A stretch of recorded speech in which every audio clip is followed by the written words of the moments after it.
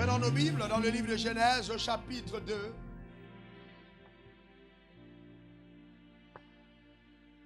Nous allons lire les versets 18 à 25. Je voudrais prier tout le monde en assistance de bien vouloir se tenir debout.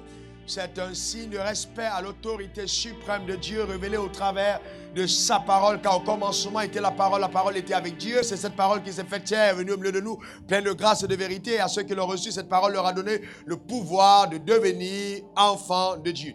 Donc nous devons avoir de la révérence pour la parole de l'Éternel. On est ensemble debout. Alors, nous allons lire les versets 18 à 25. On y va de vers Genèse 2. L'Éternel Dieu dit, il n'est pas bon que l'homme soit seul, je lui ferai une aide semblable à lui. L'Éternel Dieu forma de la terre tous les animaux des champs et tous les oiseaux du ciel, et les fit venir vers l'homme pour voir comment est-ce qu'il les appellerait, et afin que tout être vivant portât le nom que lui donnerait l'homme. Et l'homme donna les noms à tout le bétail, aux oiseaux du ciel et à tous les animaux des champs.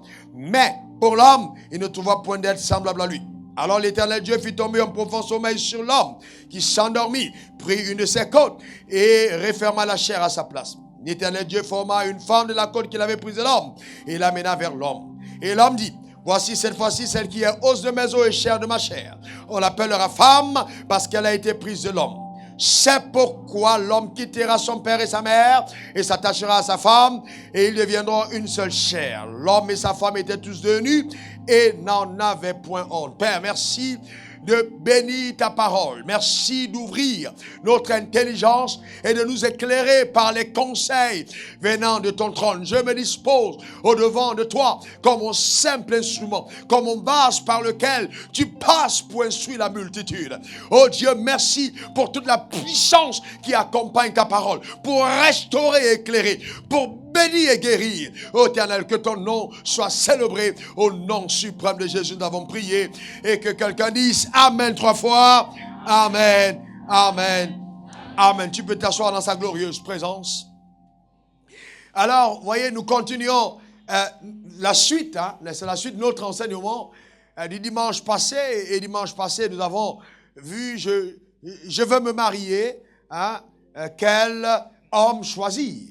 Et ce dimanche, nous voyons ensemble, je veux me marier, quelle femme choisir?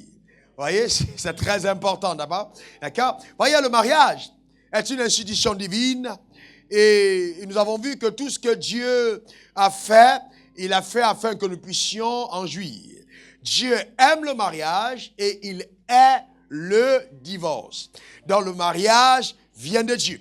Et vous voyez, ceux qui veulent se marier doivent au préalable comprendre l'essence, la raison, le but pour lequel Dieu a institué le mariage. Nous avons dit que si le but pour lequel le mariage a été institué n'a pas été compris, c'est clair que nous sommes prédisposés à un échec. Car si vous n'avez pas compris le but pour lequel quelque chose est fait et que vous faites la chose, alors je vous garantis que ce n'est pas évident que vous puissiez réussir. Et donc, il est important pour chacun d'entre nous de ne pas hypothéquer la relation de mariage et de faire attention justement de créer davantage de turbulences parce que nous n'avons pas compris la raison du mariage.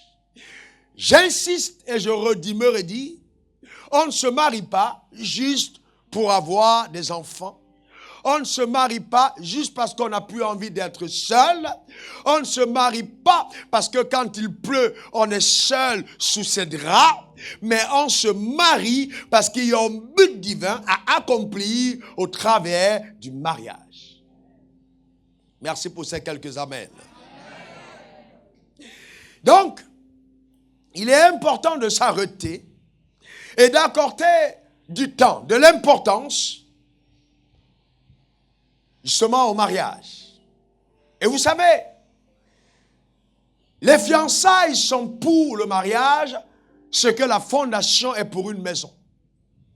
Donc si c'est mal bâti, les choix ne sont pas bien faits, d'abord le choix du conjoint n'a pas été bien fait, je vous garantis que vous êtes bien parti pour un mariage tumultueux ou même pour un échec. Donc nous devons prendre le temps de nous asseoir, de réfléchir, de penser, d'analyser avant justement de choisir. Car le choix d'un conjoint est essentiel à la réussite de son mandat sur terre.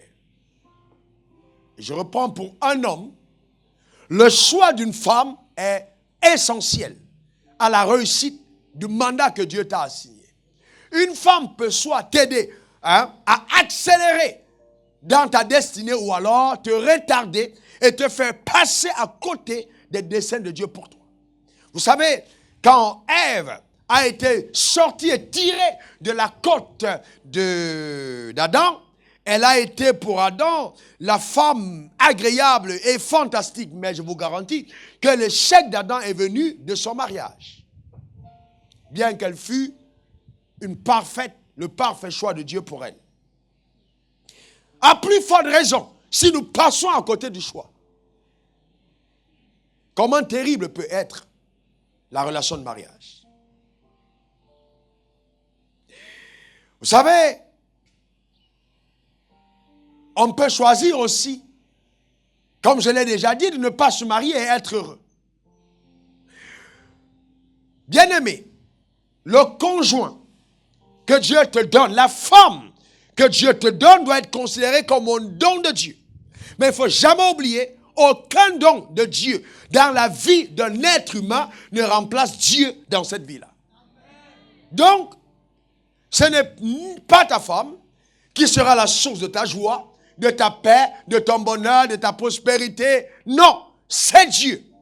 Même s'il peut passer au travers de ta femme. Le mariage ne doit pas nous empêcher de garder nos regards sur Christ, qui est l'auteur et le consommateur de notre foi. Pour ceux qui décident de se marier, je voudrais vous dire ceci, jeune homme, jeunes gens, ou alors homme simplement, ce n'est pas parce qu'une femme a tous les qualificatifs pour attirer ton regard qu'elle mérite d'avoir ton cœur. Il faut faire très attention. Parce que tout ce qu'on voit n'est pas tout ce qui est. Donc le choix d'une femme doit se faire sur des critères bien prédéfinis, qui eux prennent leurs racines dans la sainte parole de Dieu. Car en choisissant ta femme, tu choisis une partenaire pour la vie, tu choisis la mère de tes enfants et tu choisis l'ancêtre de toute une lignée. Donc il ne faut pas te limiter à une vision ou à une prophétie que même ton pasteur aurait pu donner, mais à une conviction hautement profonde établie dans ton cœur que même un ange de Dieu ne soit à même de changer. Que quelqu'un dise un bon amen. Proverbe 12, verset 4 dit, une femme vertueuse est la couronne de son mari, mais celle qui fait honte est comme la carie dans ses os. Une femme vertueuse est la couronne de son mari. Mais celle qui fait honte est comme la carie dans ses os. Vous savez, il y a un autre texte de Proverbe que les femmes aiment beaucoup. Celui qui trouve une femme a trouvé le bonheur. Mais c'est une grâce qu'il obtient de l'Éternel. Et je me suis rendu compte que ce verset n'a pas été vérifié pour tout le monde. Il y a des hommes qui ont rencontré des femmes et qui ont croisé le malheur. Ce verset de Proverbe 18, verset 22, d'accord? C'est ce qu'il dit. Qui trouve une femme à trouver le bonheur. Mais Proverbe 12, verset 4 dit, une femme vertueuse est la couronne de son mari. Donc si, comme la Bible s'explique par elle-même, c'est celui qui trouve une femme vertueuse qui trouve le bonheur. Mais celui qui trouve une mauvaise femme, c'est comme s'il a eu la carie dans ses os. Je déclare sur ta vie que cela ne sera pas ton partage au nom suprême de Jésus. Alors, si telle est la condition de l'homme à l'égard de la femme, si alors la femme joue un rôle aussi important et essentiel dans la destinée de l'homme, quel est le profil de la femme qu'un homme doit choisir? Premièrement, pour qu'un homme choisisse une femme, le premier critère, c'est que cette femme doit être née de nouveau. Elle doit être née de nouveau.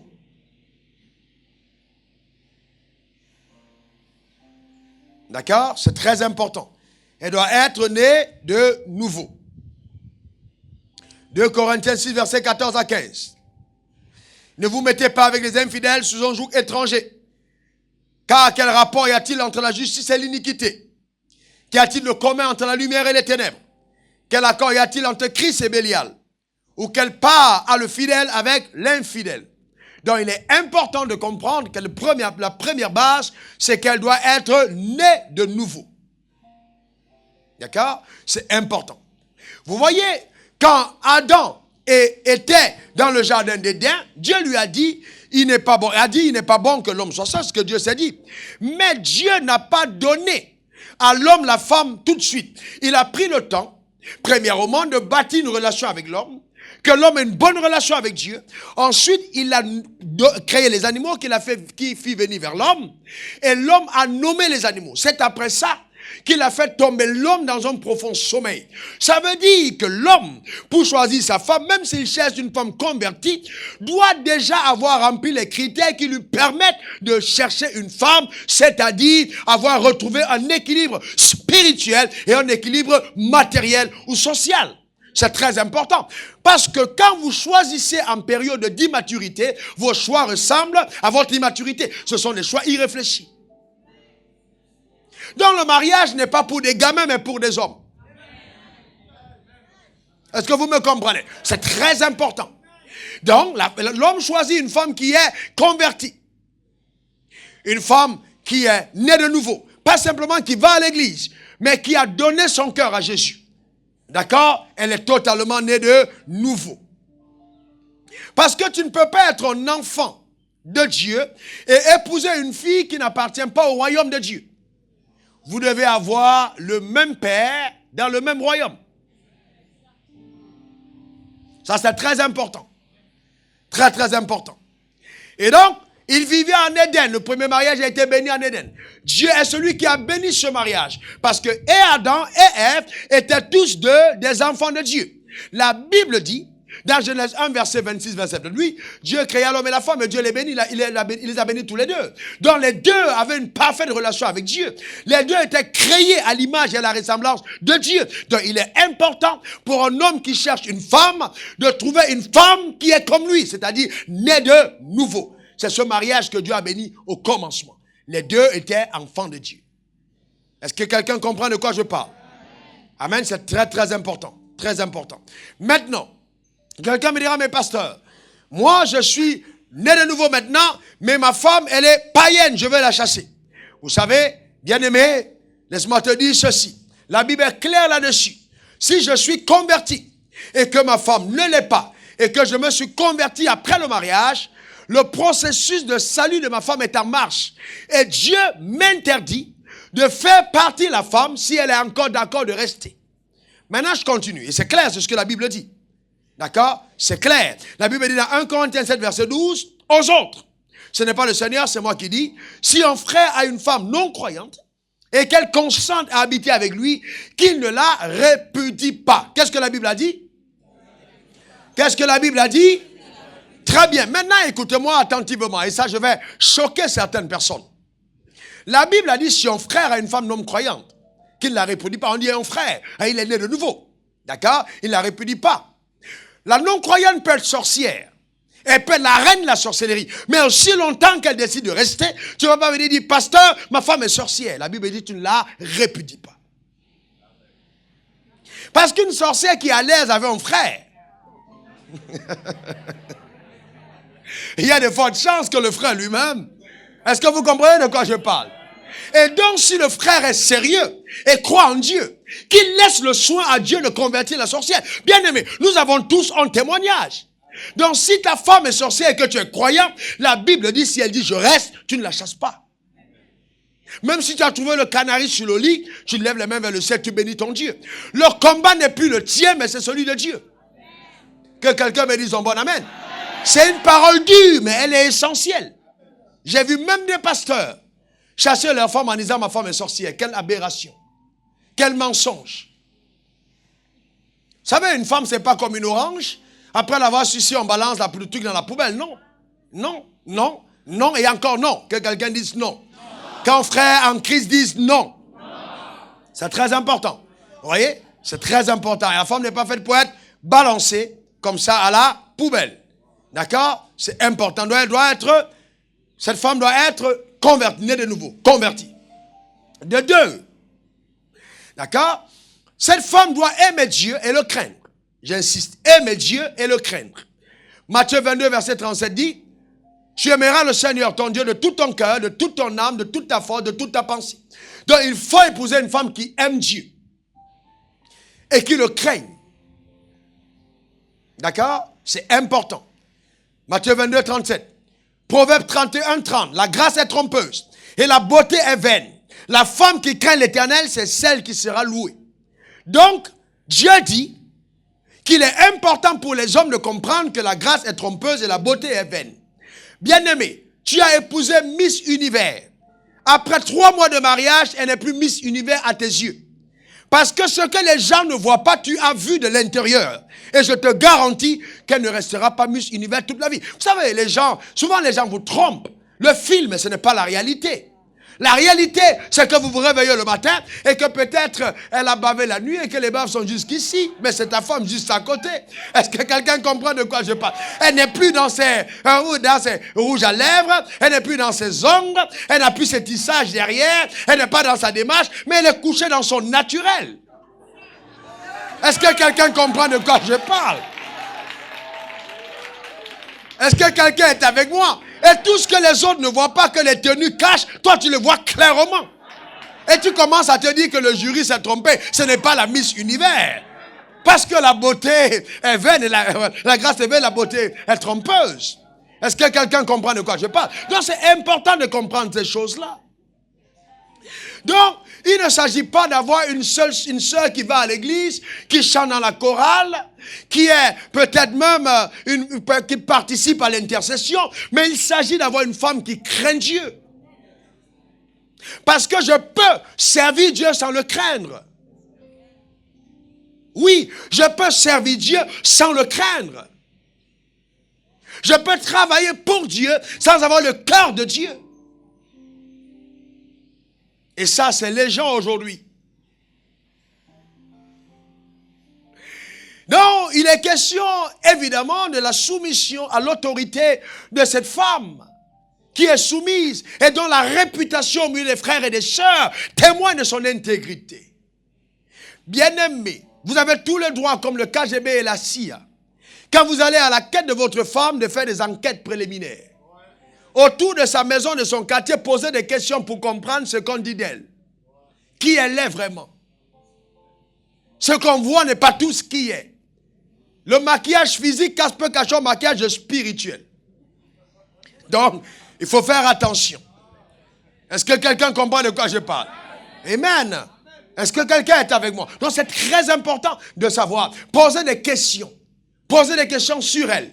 Demander à ses amis, demander aux gens d'église comment elle est. C'est pas mauvais. Posez des questions. Ne vous limitez pas à ce que vous voyez. C'est votre femme que vous êtes en train de chercher. Vous voyez, la femme, selon Dieu, est la gloire de l'homme. Et une femme qui ne craint pas Dieu finira par être un déshonneur pour son mari et le transformera en objet de raillerie, de moquerie et de sarcasme. C'est-à-dire qu'à cause de ta femme, tu seras moqué dans la ville. Les gens te regarderont et te mépriseront. Je connais un homme qui était extrêmement riche, qui était très imbu de sa personne, mais son chauffeur était son petit pompier pour la femme. Vous comprenez mon langage? Cet homme n'est pas considéré. Quand il arrive au bureau et qu'il gronde, les gens rient.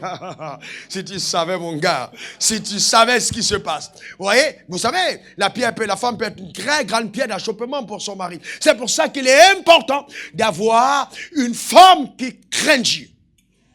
D'accord? C'est très, très, très important. Alors, comment est-ce que je sais qu'une femme craint Dieu? Premièrement, ses amitiés. Quel type d'amis votre femme a? Votre femme, vous savez que vous voulez épouser votre fiancé.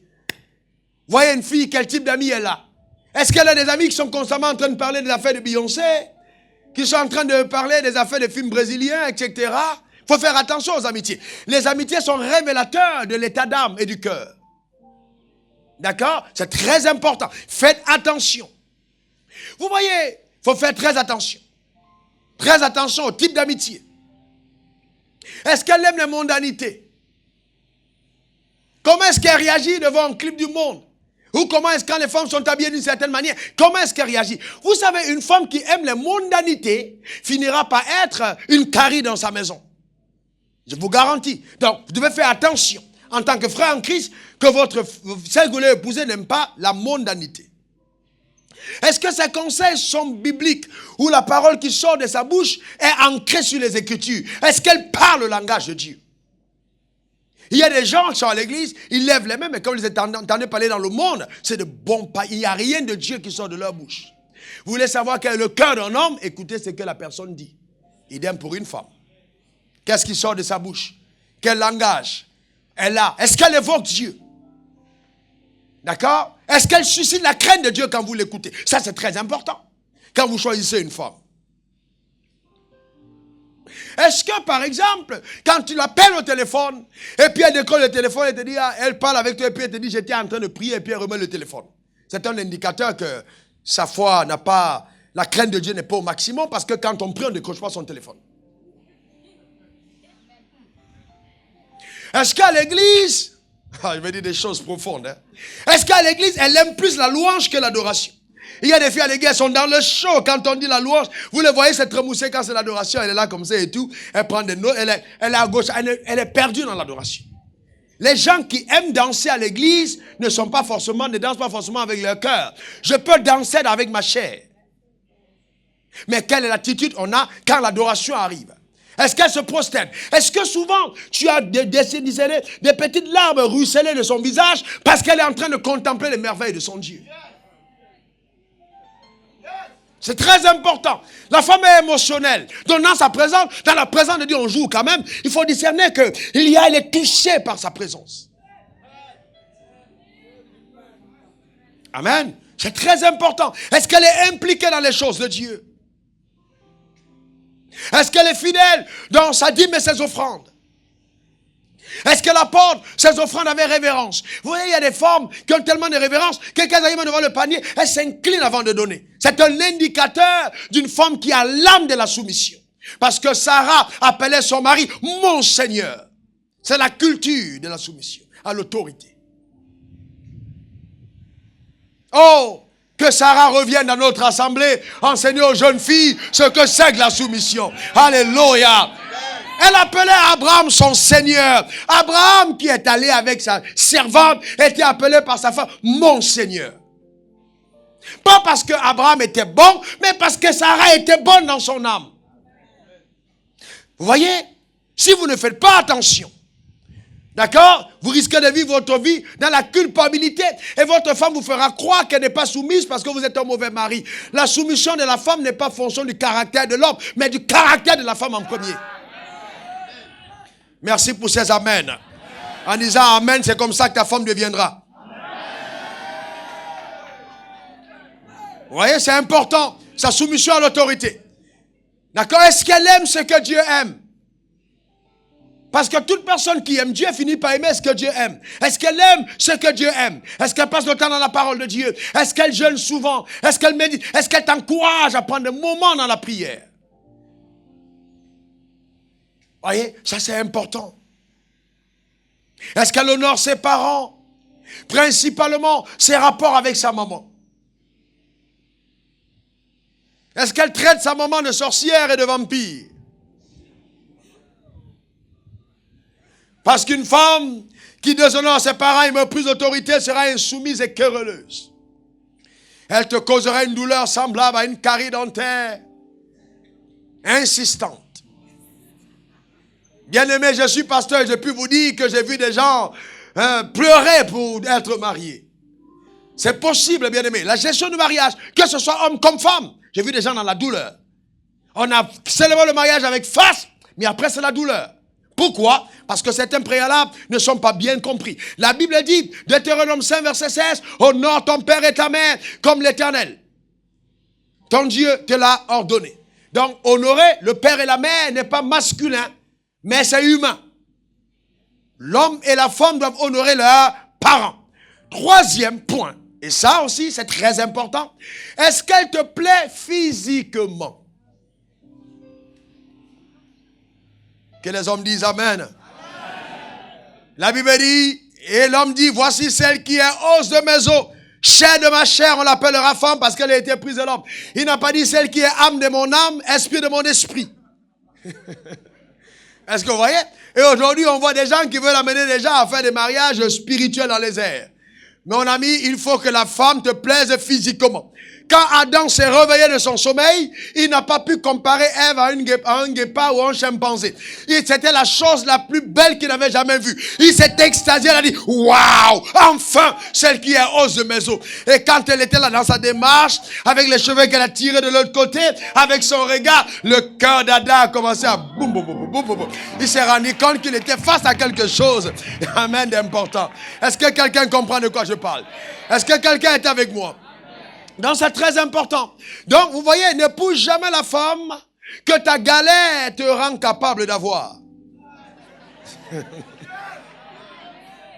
Mais plutôt celle que ton cœur aime au point de provoquer une accélération de pulsion. C'est-à-dire ton cœur bat un peu plus vite. Est-ce que quelqu'un comprend de quoi je parle? C'est tout à fait normal. Vous voyez? Donc, il faut que la femme te plaise physiquement. Vous voyez? Bien-aimé, écoute-moi très bien, jeune homme. Écoute-moi très bien, messieurs.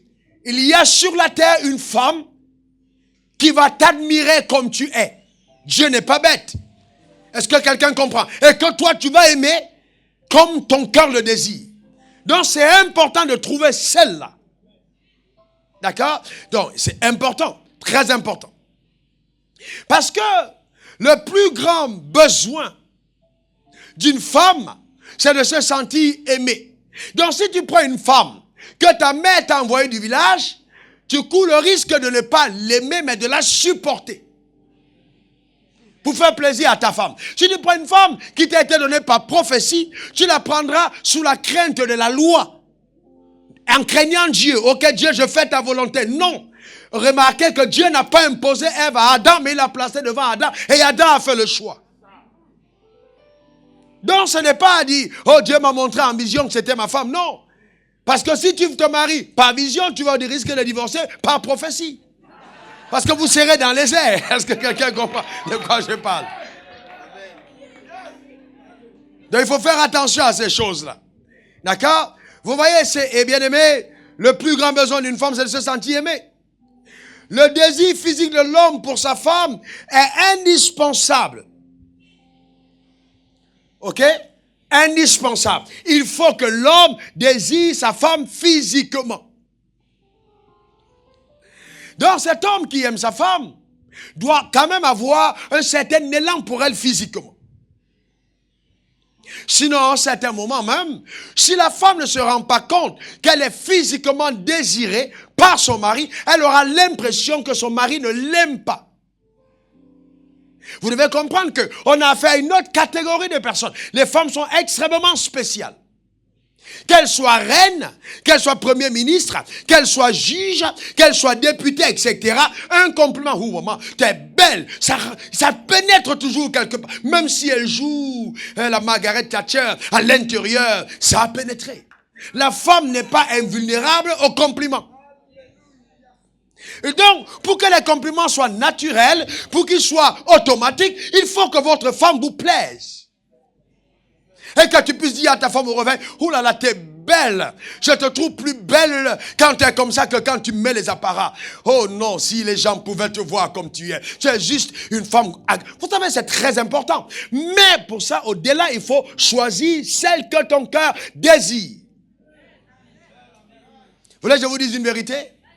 Et avec lesquels je partage avec beaucoup de personnes. J'ai vu beaucoup de gens ne pas tenir compte de ce point et le regretter plus tard. Ils ont choisi des femmes parce qu'ils avaient un salaire de 25 000. Et quand ils se mariaient avec les 25 000 de salaire, ils ont pris la fille qui pouvait accepter un homme de leur dimension. Mais leur cœur n'était pas sur cette femme, c'était sur une autre. Et le jour où Dieu les a fait prospérer, ils se sont rendus compte qu'ils sont capables aujourd'hui maintenant de laisser celle-là pour prendre une autre. Je déclare sur ta vie que cela ne sera pas ton partage. Donc il faut faire très attention. Très attention. D'accord? C'est très très important. Bien aimé, l'homme est impressionné par ce qu'il voit. sensible à ce qu'il voit, alors que la femme, elle est vulnérable parce qu'elle l'entend. Donc, c'est deux natures totalement différentes. Totalement différentes. Vous voyez, donc, c'est important pour chacun d'entre nous, suivez-moi, homme, d'intégrer cette vérité. Pour que les choses marchent bien, n'oublie pas que ta femme, c'est toi qui dois la nommer. Et tu dois la cultiver. On y revient. C'est très important. Donc, un homme qui choisit une femme ne doit pas seulement se limiter à sa chair, mais il doit aller jusque dans ses os. Adam a dit, chair de ma chair, os de mes os, on l'appellera femme. Donc, il ne s'est pas limité aux os, ou il est allé des os à la chair. Ça veut dire qu'il est allé au-delà de ce que le regard peut voir. D'accord? C'est très important. Donc, ce que tu vois aujourd'hui, tu te dis par exemple, j'aime une femme quand elle est svelte ou bien quand elle est en forme. Ce que tu vois aujourd'hui n'est pas tout ce qui va être pour jusqu'à demain. Donc, ça veut dire qu'il faut faire des projections dans le futur, comme une entreprise, pour voir son taux de croissance et comment est-ce que ce sera dans 15 ans. Vous voyez ce que je veux dire? Parce que celle que tu as aimée quand tu avais 25 ans n'est pas la même que tu aimes quand elle a 40 ans. Entre-temps, il y a eu des maternités. Entre-temps, il y a eu beaucoup de mutations. Il y a beaucoup de surprises. Mais il faut anticiper. Donc, ce qui est intéressant, c'est qu'il faut regarder sa mère pour voir comment sa mère est.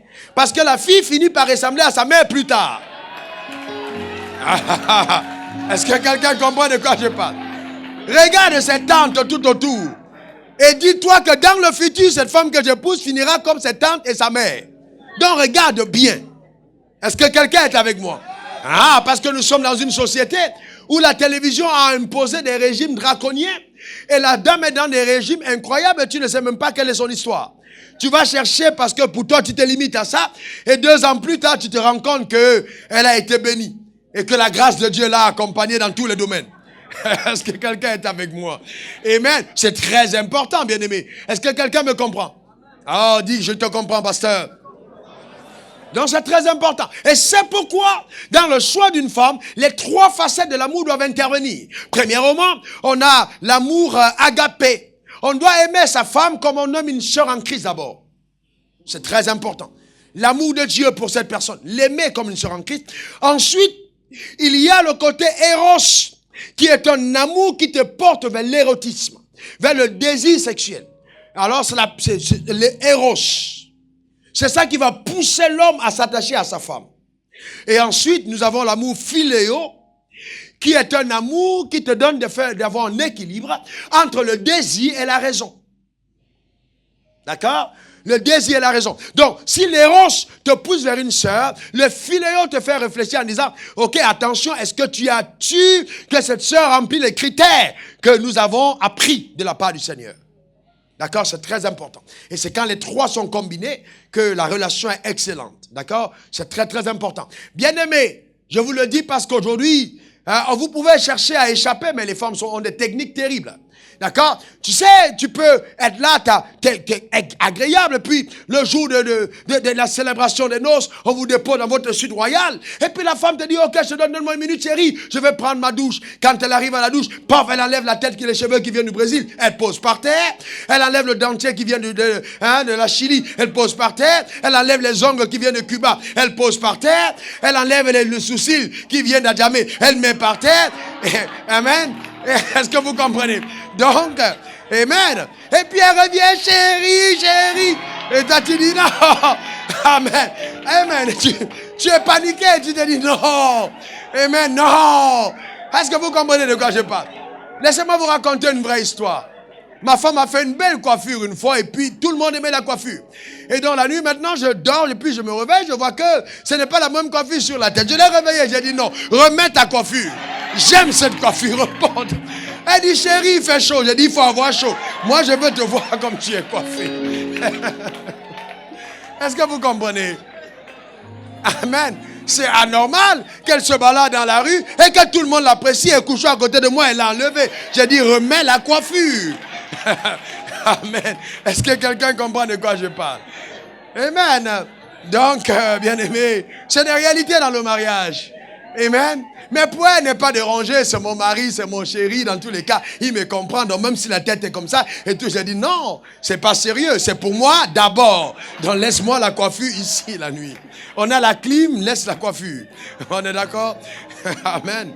Donc c'est très important. Ouais, quatrième chose à comprendre, à savoir, il faut t'assurer que cette femme aime ta personne et non ton blé. Ah. Mon ami, il faut t'assurer que c'est ta personne et non ton blé. Parce que le blé, quel que soit le niveau de blé que tu as, il est possible un jour que tu ne l'aies pas pour un temps. Est-ce que cette femme restera après ton blé? Bien-aimé homme, n'allez jamais concourir une femme avec votre argent. Ne mettez pas l'argent devant, ne mettez pas les cadeaux devant, ne mettez pas les voyages devant. Non, non, non, non, non. Mettez votre personne. Votre manière de conquérir va déterminer la suite. N'allez pas dans les façons d'impressionner. Oh chérie, on va aller manger aujourd'hui au toit de New York. Vous allez au restaurant, tu dépenses 300 000. Après, vous allez ici, tu ouvres la portière. Alors, c'est voiture de location. Est-ce que vous comprenez de quoi je parle? Tu oublies que demain, vous serez ensemble. Comment est-ce que tu vas tenir le coup? Il faut faire très attention. Il faut faire très attention, bien-aimé. Sois ce que tu es. Si c'est vraiment ta femme, crois en Dieu. La foi doit intervenir dans le choix de sa femme. Crois en Dieu. Alléluia. Crois en Dieu. Papa, oh là là. Quand je l'ai vu, j'arrive plus à dormir. S'il te plaît, Dieu, donne-moi cette femme.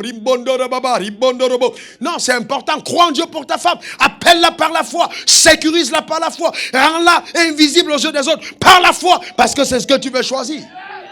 Que personne d'autre ne la regarde par la foi. Alléluia. Amen. Est-ce que quelqu'un comprend de quoi je parle? Un jour, je conseillais d'un couple qui voulait se marier. Et j'ai dit à l'homme, fais cette prière. La femme a dit, non, non, non, non, non. J'ai dit, ah, elle est dangereuse. Parce que j'ai dit, il faut qu'on prie maintenant et qu'elle soit aveugle aux yeux des autres. Elle dit, non, non, non, non, non. Pourquoi, pasteur? J'ai dit, je pensais que tu étais décidé.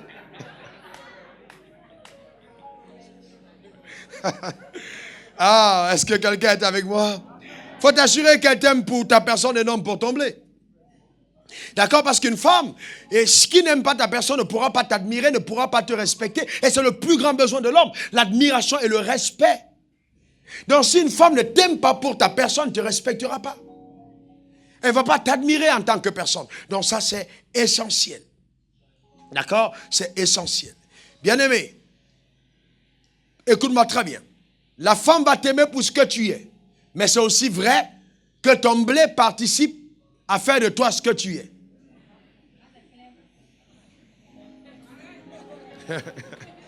Vous voyez, ta femme t'aime pour ce que tu es, mais le blé participe à ça.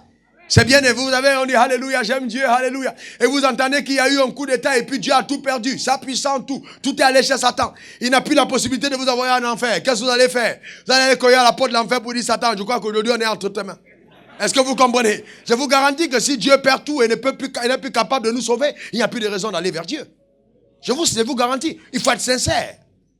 On adore Dieu parce qu'il est le Tout-Puissant. Il ne faut pas l'oublier. Et qu'il nous a donné la promesse que rien ne peut nous arriver. Que nous avons un avenir en lui. Et nous sommes en sécurité dans sa présence. Donc la femme que tu prends, tu vas être à même de donner cette sécurité dans ta présence. D'accord? Mais c'est important de voir si ce n'est que ton blé qui l'attire. Est-ce que quand elle te fait des cadeaux, elle te fait seulement le cadeau quand tu lui as donné l'argent la veille? Vous savez que les femmes sont très fortes, hein? Elle prend ton blé pour te faire un cadeau avec. Et bien, elle ne te fait pas le cadeau avec tout ton blé. Elle divise le blé par 10, elle prend une partie et te fait un cadeau avec. Amen. Est-ce que c'est de ça qu'il s'agit ou pas? D'accord? Est-ce que cette femme fait des efforts continus depuis que tu t'intéresses à elle pour te plaire? Parce qu'une femme, quand tu lui fais un compliment, elle aura tendance à refaire la même coiffure, à remettre les mêmes vêtements. Si elle ne fait pas d'efforts pour t'impressionner en tant qu'homme, c'est que quelque part, elle n'aime pas vraiment ta personne. Regardez autour de nous, quand une jeune fille ici à l'église commence à avoir un gars qui tourne autour d'elle, je sais. Ça, elle change, elle se parfume plus, elle est plus propre. Vous sentez qu'elle s'habille maintenant mieux, qu'elle vient à l'église, sa manière de s'asseoir, même quand elle danse, les regarde. Je sais qu'il y a quelque chose qui se passe. Il y a quelque chose. Amen. Parce qu'il y a un gars qui a porté les regards sur elle. Est-ce que vous comprenez? Amen. Ça se voit.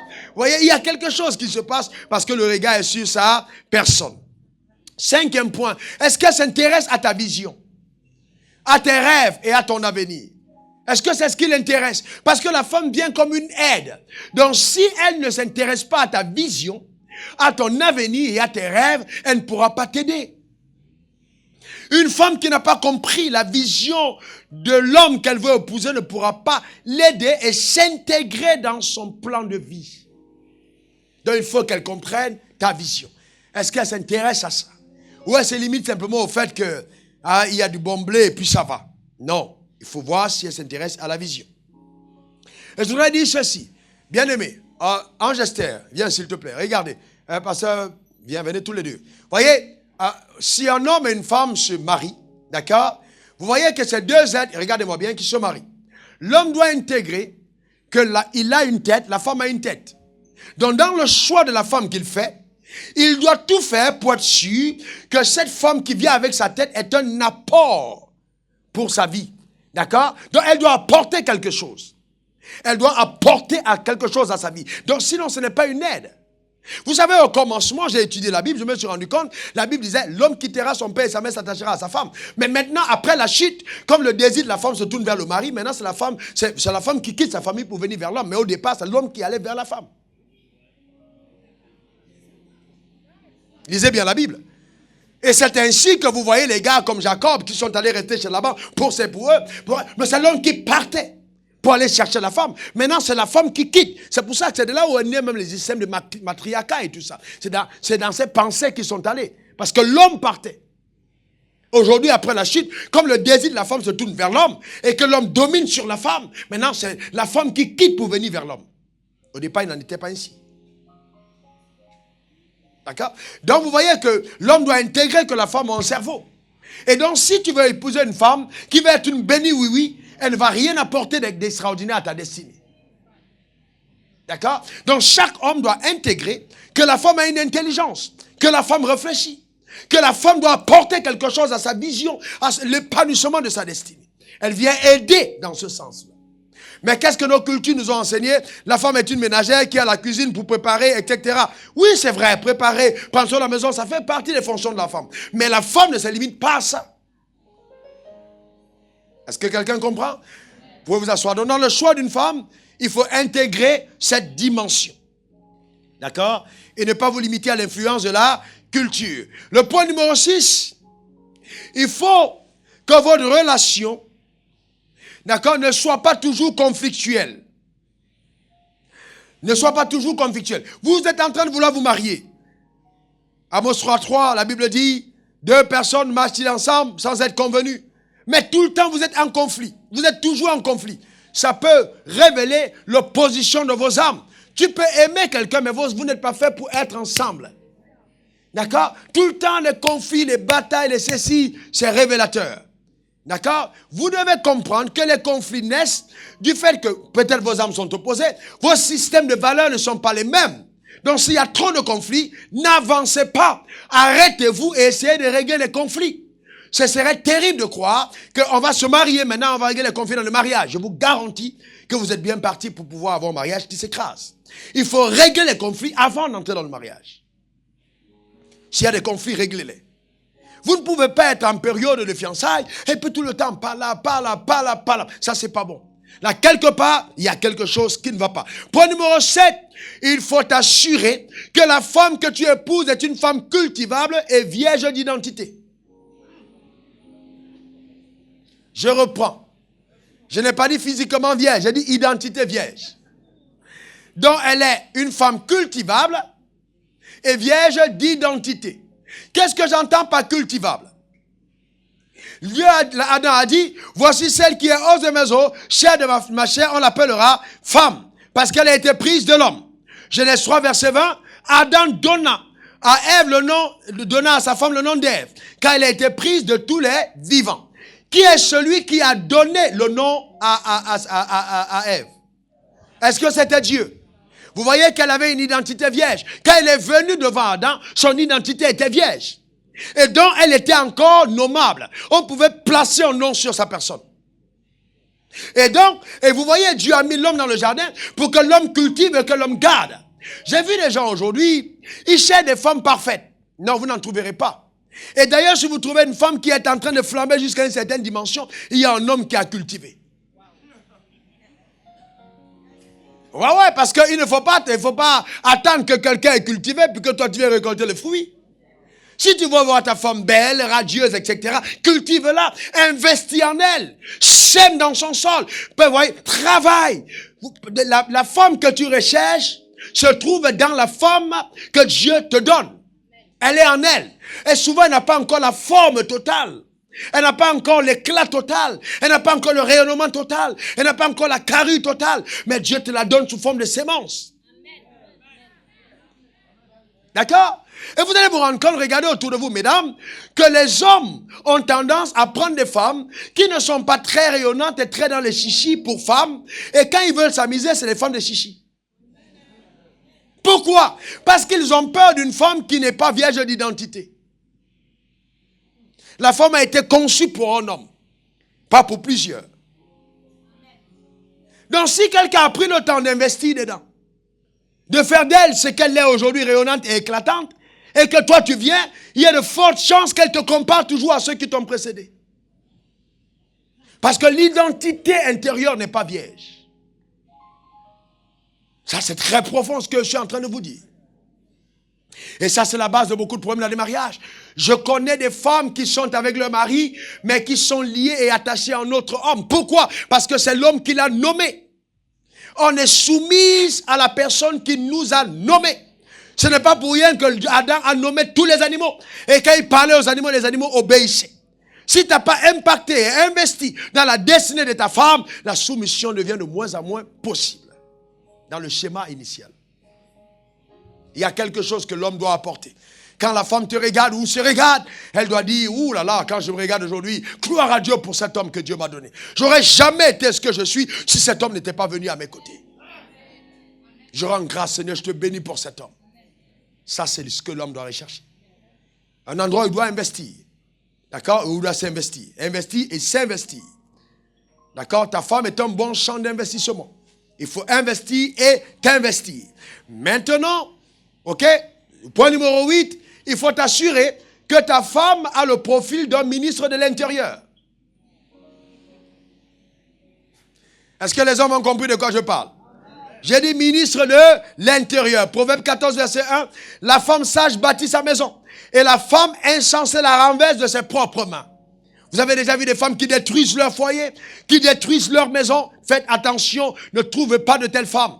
Trouvez des femmes qui s'investissent pour bâtir leur maison. D'accord? Est-ce qu'elle a de l'engouement pour les travaux domestiques? Est-ce que ta femme peut un jour se lever pour laver les assiettes? Est-ce que ça dérangerait qu'elle puisse passer un coup de balai au sol? D'accord? Bien qu'elle ne soit pas la ménagère de la maison. Mais il faut qu'elle ait de l'engouement pour les choses domestiques, pour les choses de la maison. Aujourd'hui, avec la culture qu'on a, il y a des femmes qui se lèvent le matin dans le foyer, elles partent, elles ne pensent même pas à la maison et elles laissent ça sous l'autorité de la gouvernante. Non, ou de la servante de maison, non, ou de la fille de maison, non. Il est important que la femme s'implique dans la gestion de l'intérieur. Ça a été la pensée de Dieu dès le commencement. Que le modernisme ne peut pas venir changer. Oui, c'est important d'avoir des gens qui nous donnent un coup de main là-dessus, mais il faut s'investir. La Bible dit dans Proverbe 31, verset 21, elle ne craint pas la neige, ok? Elle ne craint pas la neige pour sa maison, car toute sa maison est vêtue de cramoisie. C'est-à-dire qu'elle prend le temps de penser même au changement de saison. Avant même qu'on arrive à la saison de pluie, elle a déjà vu, est-ce qu'il y avait un endroit qui était percé au toit? Est-ce qu'il y avait ci? Et elle en parle, parce qu'elle doit gérer l'harmonie de la maison. D'accord? C'est très important. Très, très important. Ne cherchez pas seulement un star de Hollywood. Est-ce que quelqu'un est avec moi? Cherchez une bonne ministre de l'Intérieur. Et la sécurité d'une maison dépend de la force du ministre de l'Intérieur. La capacité à mobiliser l'armée pour sécuriser le territoire. Est-ce que quand tes amis arrivent à la maison, cette femme-là sera à même de dresser la table, de recevoir des gens, de sourire, de les accueillir, de façon à ce que tu sois respecté dans ta maison? Il y a des femmes, quand le mari vient avec des gens, alors c'est une bonne opportunité pour le ridiculiser. Même dans sa façon de se tenir dans son faciès, elle fait comprendre aux gens que la température ici n'est pas à la rigolade. Est-ce que quelqu'un comprend de quoi je parle? Amen. Et puis tu demandes, oui, pasteur, mais pourquoi tu t'es commandé comme ça? Ma fille, oh non, il m'a fait ça ce matin. Non, une femme se met au-dessus de ce que son mari a fait. Quand les gens franchissent le portail de la maison, elle doit être à même de sourire. Elle doit être à même de couvrir. Elle doit être à même de montrer qu'ici, il y a un chef qui règne. Elle doit être à même d'honorer cet homme devant les autres. Un bon ministre de l'Intérieur. Quand on arrive dans ta maison, c'est elle qui va exalter ton autorité devant les autres et faire de toi une personne considérée. D'accord? La culture vous a dit que pendant que vous avez des beaux assiettes, réservez ça pour vos invités. Mais votre pasteur vous dit, c'est l'influence de Dieu, réservez les beaux plats pour votre mari quand il veut manger. Vous n'allez pas réserver toute la belle argenterie pour les gens quand ils passent. Et le prince et le roi que tu as dans ta maison, le seigneur de ta maison, il mange dans des assiettes cassées. Je déclare que cet esprit est vaincu parmi mes filles, les filles du royaume des cieux, au nom puissant de Jésus. Quelqu'un dise un bon amen. C'est ça le ministre de l'Intérieur. Est-ce qu'elle aime la cuisine? Est-ce qu'elle s'est préparée? Ah, c'est important. C'est vrai que de temps, il y a des personnes qui ne peuvent pas. Mais de temps en temps, une femme doit prendre ses doigts et ne pas avoir peur de mouiller ça, les vernis. Qu'est-ce que c'est le vernis devant le plat que ton mari va manger? Quand tu fais quelque chose de bon, que tu cuisines toi-même, et que tu ne peux pas dire, aujourd'hui c'est moi qui suis à la manœuvre. Si tu remarques que ton mari aime un tel plat, tu vas étudier comment faire pour lui donner ce plat toi-même. N'oubliez pas que la personne qui nourrit finit par avoir de l'influence sur la personne qui est nourrie. Et que toutes les grandes alliances sont bâties autour d'un repas. Et que nos pères ont dit, pour dompter un homme, il faut toucher le ventre et le bas-ventre. Donc il faut aller au ventre. Il faut que l'homme mange bien.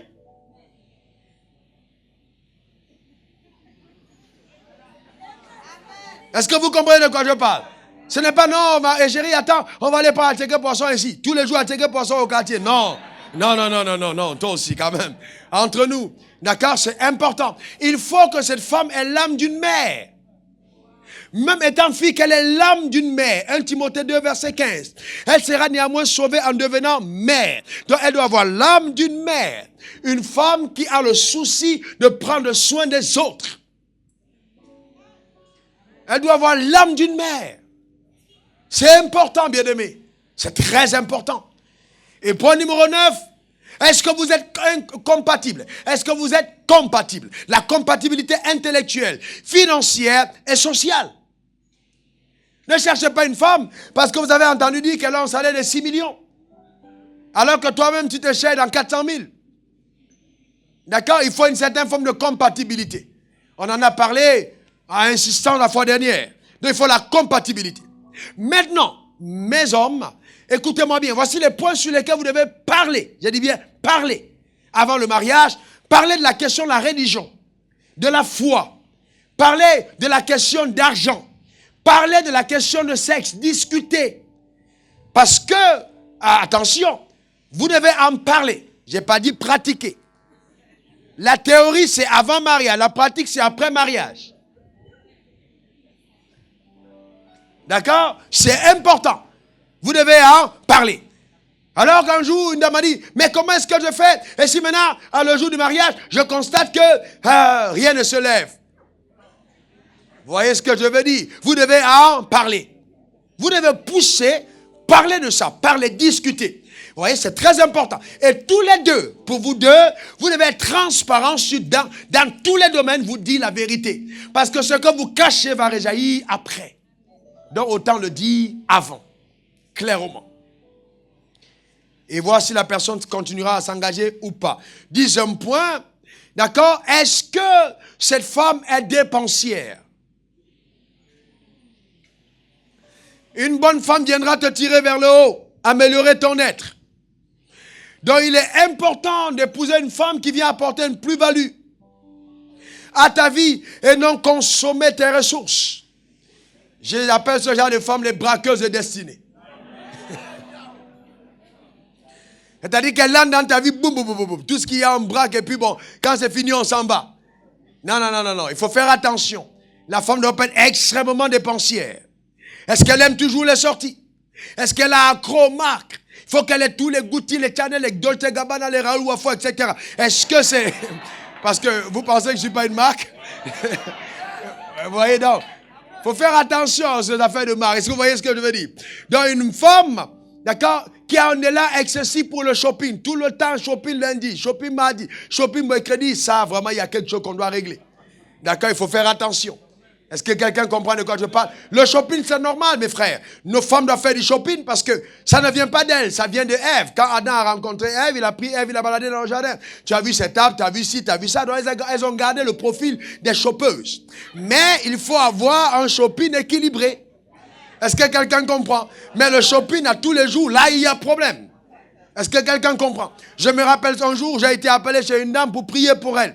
Et donc, je suis arrivé, elle m'a montré, il y avait près de 5 buanderies remplies d'habits. Et il y avait près de 2 qu'elle n'avait jamais portées. Elle était maladive et malade, possédée par le fait d'acheter des vêtements. Il y avait des chaussures en un point compté. Et elle me montrait ce qu'elle venait encore d'acheter hier. Et elle pleurait en disant, je ne sais même pas ce qui me prend, mais je ne fais que dépenser mon argent. Ce genre de femme a besoin de délivrance. Et si tu es avec elle, je te garantis que ton argent va passer par là. Donc il faut bien voir. Amen, c'est très important. C'est des choses qui sont décélables avant le mariage et pas après le mariage. Parce qu'il risque d'être trop tard. Point numéro 11, est-ce qu'elle a une âme soumise? D'accord? Comment le savoir? La relation avec ses parents, son pasteur. Est-ce qu'elle te consulte avant de se décider? Est-ce que tes avis comptent dans ses choix? Ou alors elle vient seulement te dire, oh, est-ce que tu sais que dès demain je change de travail? Est-ce que tu sais que je vais partir pour voyager? Elle te dit la veille, sans te consulter. Elle n'a pas une âme soumise. L'âme soumise prend la peine de consulter et attendre des avis. Même si elle ne va pas totalement faire ce que tu as demandé, mais elle te consulte quand même, tes choix commencent à compter. Là, c'est une femme qui te montre le bon profil d'une femme qui est soumise. Et le point numéro 12 est le dernier. Est-ce qu'elle est travailleuse? Proverbe 13, verset 31, verset 13. Elle procure de la laine et du lin. Elle travaille d'une main joyeuse. Est-ce que cette femme est travailleuse? N'oubliez pas que Dieu a donné à la femme la capacité d'être extrêmement travailleuse. Et qu'il faut encourager la femme à travailler dans le sens de bâtir et construire dans la vision que Dieu t'a donnée. Est-ce qu'elle est travailleuse? Ou alors, elle prendra simplement plaisir à se réveiller tous les jours à 15 heures à la maison sans rien faire. Une femme doit travailler. D'accord, dans le royaume, la paresse est un péché, le travail est une vertu. Maintenant, travailler ne veut pas dire qu'elle soit forcément dans la fonction publique ou dans une société, mais elle doit avoir l'âme travailleuse dans le sens de s'investir dans la vision commune que vous avez. Est-ce que quelqu'un comprend de quoi je parle? Et si je vous donne un conseil meilleur, il est important que votre femme fasse un travail qui lui donne la liberté d'être disponible pour son mari et pour la maison. C'est l'idéal. C'est l'idéal. D'accord, c'est l'idéal. Qu'à un certain moment, parce que certains d'entre vous, à un certain moment, dans votre croissance, vous allez aller déboucher votre femme et la faire travailler dans votre entreprise pour qu'elle travaille où elle peut décider le mardi et le mercredi de ne pas partir au travail parce qu'elle doit s'occuper des enfants ou de certaines choses de la maison. D'accord, que le travail ne soit pas une contrainte qui le presse au point où elle finit par être comme un autre homme dans la maison. Non, ça, c'est pas une très bonne chose. Donc, il est important de comprendre, bien aimé, que ça, si vous êtes déjà fiancé, les fiancés peuvent être interrompus. Mieux vaut un fiançailles interrompu qu'un mariage raté. Donc, consultez, regardez, examinez.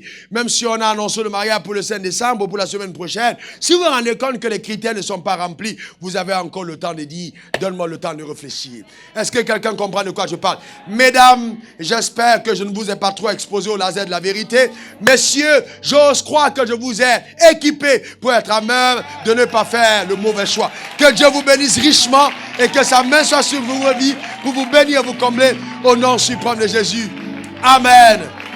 Amen. Et Amen. Est-ce qu'on peut faire ceci? Toutes les jeunes dames qui ne sont pas mariées, levez-vous, s'il vous plaît, dans l'assistance. Vous voulez vous marier, vous n'êtes pas mariés, vous croyez au mariage. Peut-être vous ne le voulez pas tout de suite. Levez-vous, je vais demander à tous les jeunes gens qui veulent se marier, regardez autour, regardez ces perles, regardez ces femmes belles, regardez comment elles sont radieuses. Ne veux pas me dire que tu n'as pas vu une femme parmi toutes celles-là. Ok? Je te donne la liberté de regarder, de regarder dans le jardin. Que Dieu bénisse ta vie et te comble. Et Amen. Que Dieu te garde et te bénisse. Amen, amen, amen.